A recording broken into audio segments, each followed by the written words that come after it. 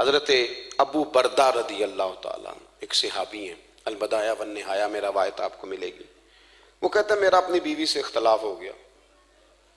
بیوی سے جب بندہ راضی ہوتا ہے تو بڑا ہی راضی ہوتا ہے، پھر وہ کہتا ہے کہ جیسی میری ہے ویسی کسی کی بھی نہیں، اور جب ہوتا ہے نا ناراض تو پھر وہ منگنی سے کہانی شروع کرتا ہے کہ جب میری منگنی ہوئی تھی تو تیرے چاچے نے مجھے گھورا تھا، اور پھر وہ برات وہ دن جب رکھے تھے اس دن جو کام ہوا تھا اس کا بھی ذکر، اب اختلاف جو ہو گیا، اور جب آپ کسی سے ناراض ہوتے ہیں پھر اس کی خامیاں ساری سامنے آ جاتی ہیں۔ پھر وہ کہتا ہے شادی والے دن تیرے ابے نے صحیح سلوک نہیں کیا، یہ جو مجھے کپڑے دیے تھے جو کو پہننے والے تو نہیں نا، تو میری اماں، اب اختلاف ہو گیا۔ اب ہم کیا کرتے ہیں، جو قریب والے لوگ ہوتے ہیں وہ اس پر تھوڑا تیل اور ڈالتے ہیں، وہ کہتے ہیں نہیں تینوں تو پتہ ہی نہیں، جی تینوں بڑیاں گلاں دا پتہ ہی نہیں، تو تے شادی تو 15 دن بعد سعودی عرب ٹر گیا سا، ساڑھے کو سن کہانیاں ہم تمہیں بتاتے ہیں تاکہ تباہی اور اترے۔ اس طرح نہ کریں، آپ ایک آدھ بات کہہ کے چلے جاتے ہیں، ان بیچاروں نے اکٹھے رہنا ہوتا ہے، ان کی زندگی دوزخ بنی رہتی ہے۔ ان کو قریب کریں۔ اللہ کے رسول تو کسی کا نکاح کرتے تھے تو میاں بیوی کے درمیان محبت کی دعا فرماتے تھے۔ تو وہ صحابی آئے تو اپنی بیوی سے ناراض تھے، تو انہوں نے اب بات شروع کر دی، کہنے لگے یہ بھی کرتی ہے، یہ بھی کرتی ہے، یہ بھی کرتی ہے، یہ بھی غلطی ہے، یہ بھی غلطی ہے، یہ بھی کوتاہی ہے، بڑی باتیں سنائیں۔ اللہ نے کان کتنے دیے اور زبان، اس کا مطلب ہے سنگل بولنا چاہیے اور ڈبل سننا چاہیے۔ آپ جتنا بولتے ہیں اس سے ڈبل سننے کا مزاج بنائیں، چونکہ کان اللہ نے 2 دی اور زبان سنگل بولیں اور ڈبل سنیں۔ حضور سنتے رہے، بلکہ حضرت ابو بردہ رضی اللہ تعالیٰ عنہ کہتے ہیں میرے محبوب نے نا تکیہ منگا لیا، ٹیک لگا لی۔ کئی لوگ کہتے ہیں نا جی ڈاکٹر نے میری بات تو پوری سنی کوئی نہیں، تو جب تک پوری سنی نہ جائے بعض بندوں کو تسلی نہیں ہوتی۔ پورا وقت دیا، وہ کہتے ہیں جتنا میرے اندر غبار تھا سارا میں نے نکالا، اور میں نے ثابت کر دیا کہ میری بیوی میں یہ بھی کمزوری ہے، یہ بھی کمزوری ہے، یہ بھی کمزوری ہے۔ کہتے ہیں جب میں تھک گیا نا باتیں کر کر کے اور باتیں ختم ہو گئیں تو حضور ہلکا سا مسکرائے، پھر پہلی نظر ہی لوٹ لے ماہی تیرے ہار شنگاراں۔ کہتے ہیں حضور ہلکا سا مسکرائے زیر لب اور فرمانے لگے کہ تیری بات ختم ہو گئی ہے تو ایک میں بھی کر لوں۔ تو کہتے ہیں نبی کریم سید عالم صلی اللہ علیہ وسلم نے نا ساری باتیں سنی تو فرمایا ایک کر لوں، تو میں نے کہا یا رسول اللہ کریں، تو نبی کریم صلی اللہ تعالیٰ علیہ وسلم فرمانے لگے صرف ایک بات کا جواب دے، صرف ایک، تیرے آگے ہیں یوں دبے لچے فصحاء عرب کے بڑے بڑے، کوئی جانے منہ میں زبان نہیں بلکہ جسم میں جان نہیں۔ حضور فرمانے لگے یہ بتا کہ تیری بیوی میں ساریاں خامیاں ہی ہیں کہ کوئی خوبی بھی ہے؟ بھائی اتنا جواب دے دے، زیادہ لمبی چوڑی بات نہیں۔ تیری بیوی میں ساریاں خامیاں ہیں۔ اللہ جو بندے بناتا ہے نا تو ایسا کوئی بندہ رب کریم نے نہیں بنایا جس کے اندر اللہ نے کوئی خوبی نہ رکھی ہو۔ یہ الگ بات ہے کہ ہماری اپنی اینک پر مٹی پڑی ہوتی ہے اور ہم سامنے والے کا چہرہ صاف کرتے رہتے ہیں، اپنی اینک نہیں صاف کرتے۔ تو حضرت ابو بردہ رضی اللہ تعالیٰ عنہ فرماتے ہیں جب سرکار نے اس شخص سے یہ بات کہی نا کہ کوئی خوبی بھی ہے تیری بیوی میں، تو کہتے ہیں وہ شخص کہتا ہے میری نا بالکل ایک جملے نے سوچ ہی بدل دی ساری۔ یوں سمجھ لے کہ میں اس روڈ پہ چل رہا تھا، میرے نبی پاک نے مجھے اس والے رستے پہ ڈال دیا، بالکل ساری سوچ، یعنی ایک ہی جملہ لیکن ہر چیز بدل دی سرکار نے۔ حضور فرمانے لگے کوئی خوبی بھی ہے؟ کہتے میں تھوڑی دیر چپ رہا، عرض کی یا رسول اللہ صلی اللہ علیہ وسلم آپ حکم کریں، تو حضور فرمانے لگے اپنی بیوی سے کبھی بغض نہ رکھو، اگر تمہیں اس کی خامیاں نظر آئیں تو اس بات پر توجہ کرو جو اس کے اندر خوبی ہو۔ کہتے ہیں میں نے اٹھ کے عرض کی یا رسول اللہ میری بیوی پردے کی بڑی پابند ہے، میری خوابگاہ میں کوئی دوسرا شخص کبھی پیر بھی نہیں رکھ سکتا۔ تو فرمایا جا پھر گھر جا کے بس آج جو سب سے اعلیٰ خوبی تھی وہ تو اللہ نے تیری بیوی کو عطا کی ہوئی ہے، گھر بسا۔ تو ایک تو سرکار کی ظاہری جو اللہ نے آپ کو حسن و جمال دیا تھا وہ بے مثل تھا، گفتگو کا جو ڈھب اور سلیقہ دیا تھا وہ بے مثل اور بے مثال تھا، اور پھر جو حضور کی ادائیں تھی نا کان خلقہ القرآن۔ حضرت عائشہ صدیقہ کہتی ہیں میرے محبوب کے اخلاق دیکھنے ہو تو قرآن پڑھو، جن اخلاق کا قرآن درس دیتا ہے وہ عملی طور پر سارے مدینے والے محبوب میں پائے جاتے تھے۔ جو سب سے بہترین عادت تھی نا، بہترین ترین عادت، وہ اللہ نے میرے رسول کریم کو عطا فرمائے۔ ہمارا نا اب ایک مزاج بن گیا ہے، ہمارے بعض لوگ بڑے فخر سے بتاتے ہیں کہ جی مسواک سنت ہے، اب تو سائنس بھی مان گئی ہے کہ مسواک کریں گے تو آپ کے وجود کے اندر جو منہ میں فالتو مادے ہوں گے جراثیم وہ مر جائیں گے، اب سائنس بھی مان گئی ہے۔ مجھے کبھی کبھی اس لفظ سے بڑی تکلیف ہوتی ہے، میں کہتا ہوں کہ سائنس اگر نہ مانے تو ہمیں کوئی اس پہ فرق پڑتا ہے؟ بول کے بتائیں، نہ مانے سائنس، ہمیں کیا لینا دینا سائنس سے؟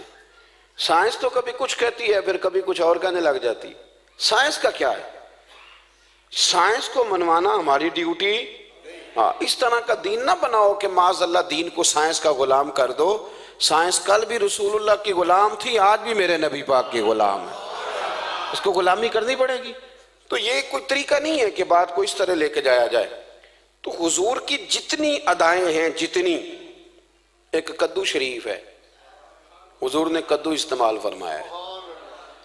آپ چلے جائیں کسی بھی جگہ پہ، جس بندے کو بہت زیادہ بلڈ پریشر کا مسئلہ ہونا تو اب اس کو ڈاکٹر کہتے ہیں کہ کدو ملے تو اس کو استعمال کراؤ۔ تیزابیت حد درجے اختیار کر جائے اور اندر کا نظام سارا درم برم ہو جائے تو اس کو کدو استعمال کراؤ، اور آپ اس کی خاصیت دیکھ لیں۔ تمام سبزیوں میں سے تحقیق بھی سب سے زیادہ اسی پہ ہوتی ہے۔ میرے رسول پاک کا ایک طریقہ مبارکہ ہے، اور صحابہ کے اگرچہ سید الطعام گوشت ہے، کھانوں کا سردار اسے کہا گیا، لیکن حضرت انس بن مالک رضی اللہ تعالیٰ عنہ فرماتے ہیں کہ درزی نے نبی پاک کی دعوت پکائی تھی، وہ درزی تھا، کپڑے سیتا تھا۔ آپ فرماتے ہیں کہ میں حضور کے ساتھ اس درزی کے گھر گیا تو گوشت اور کدو پکا ہوا تھا۔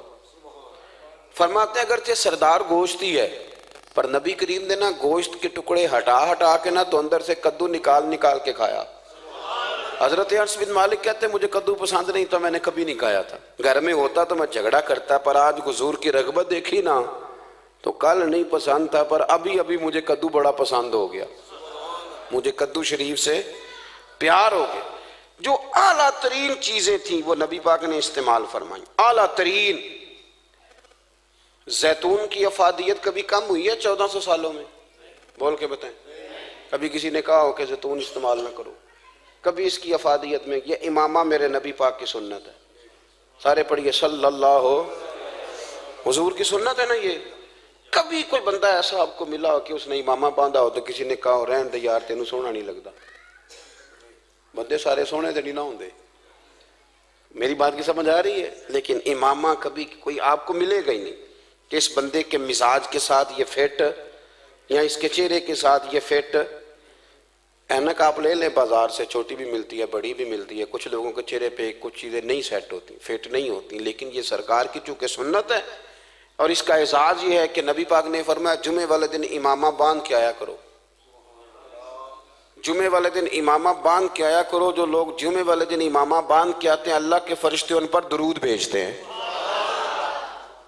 لیکن امامہ شریف ہونا چاہیے، اپنی مرضی کا رومال نہ باندھ لیں، کم از کم 3.5 گز ہو، اور ٹوپی کے اوپر باندھا گیا ہو۔ اپنی مرضی کا طریقہ نہیں اختیار کریں، وہ جو شریعت نے حدود بیان کی ہیں اس کے مطابق چلیں۔ میری بات کی سمجھ آ رہی ہے؟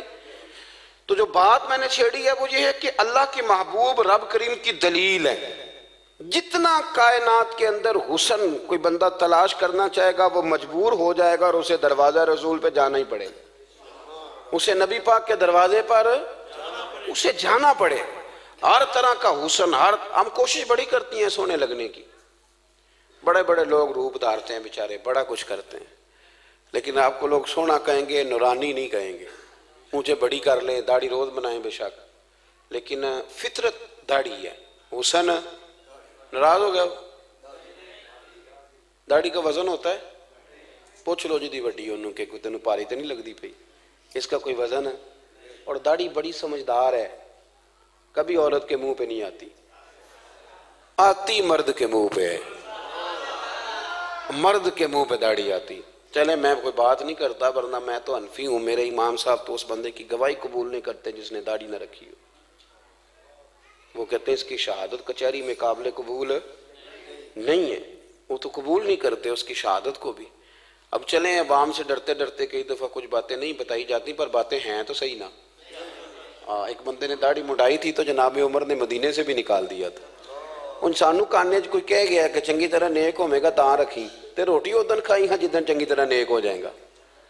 اس سے پہلے کیوں کھاتے ہو؟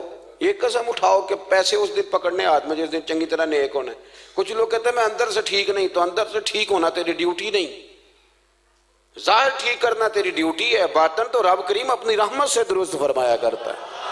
تو جو تیرے ذمہ لگایا اللہ نے وہ تو کرنا، جو تیرے اللہ نے ظاہری صورت سے ہوتا کیا ہے، سنو کیا ہوتا ہے۔ ملا رومی نے لکھا ہے حضرت موسیٰ علیہ السلام کے زمانہ مبارکہ میں ایک شخص تھا، تو حضرت موسیٰ علیہ السلام کی نقلیں اتارتا تھا۔ آپ کی طرح لمبا کرتا پہنتا تھا، ہاتھ میں چھڑی پکڑتا تھا، تھوڑا غصے سے بولتا تھا، معاذ اللہ نقل اتارتا تھا۔ تو جناب موسیٰ کلیم اللہ علیہ السلام کی قوم کا جب غلبہ ہوا تو انہوں نے نکال دیا اس کو، تو نقلیں اتارتا ہے، وہ نکل گیا، شہر سے باہر نکال دیا۔ حضرت موسیٰ کلیم کہتے ہیں میں ایک دن کوہ طور پہ گیا ہوا تھا، تو رب کریم نے مجھ سے فرمایا کہ فلاں جگہ فلاں درخت کے نیچے میرا ایک دوست انتقال کر گیا ہے، اسے اٹھائیے، غسل دیجئے، کفن دیجئے، جو اس دور کا طریقہ تھا، تدفین کر دیں۔ حضرت کلیم علیہ السلام فرماتے ہیں میں اپنے حواریوں سمیت پہنچا، جب بندے کا چہرہ دیکھا تو حیران ہو گیا، یہ تو نقلیں اتارنے والا ہے، تو نقلیں اتارنے والا ہے۔ پر اللہ کے نبی رب کریم کے حکم کے آگے لیت لا اللہ نہیں کرتے، یہ نہیں کہتے کہ میری عقل میں نہیں آ رہا۔ اٹھایا، غسل دیا، کفن دیا، تدفین کر دی اس کو۔ جب دفن ہو گیا حضرت موسیٰ علیہ السلام کوہ طور پہ حاضر خدمت ہوئے اور بارگاہ عالی مرتبت میں عرض کرنے کہ مالک تو بے نیاز ہے، چارہ سوال تو نہیں، پر اپنی تسلی کے لیے مالک یہ فرمائیے کہ وہ تو نقلیں اتارتا تھا۔ تو رب کریم نے فرمایا موسیٰ بات یہی ہے، پر میں نے اسے نا مرتے وقت ایمان نصیب کر دیا، وہ آپ کا کلمہ پڑھ کے دنیا سے گیا ہے اور توبہ کر کے گیا ہے، تو مالک اتنی کرم نوازی کیوں ہوئی؟ تو رب کریم نے فرمایا موسیٰ جب وہ تیری طرح بن سور کے نکلتا تھا نا، تیری ادائیں اپناتا تھا تو مجھے پیارا ہی بڑا لگتا تھا، وہ پیارا لگتا تھا۔ یارو دیکھو نا ترمذی شریف میں حدیث ہے، میرے رسول پاک علیہ السلام نے فرمایا میرا امتی جب سفید داڑھی لے کے قبر میں جائے گا نا، داڑھی اور وہ بھی سفید، تو رب فرشتوں سے فرمائے گا اسے عذاب نہ دینا، یہ میرے محبوب کی سنت سفید داڑھی لے کے آگئے، مجھے شرم آتی ہے اسے عذاب دیتے۔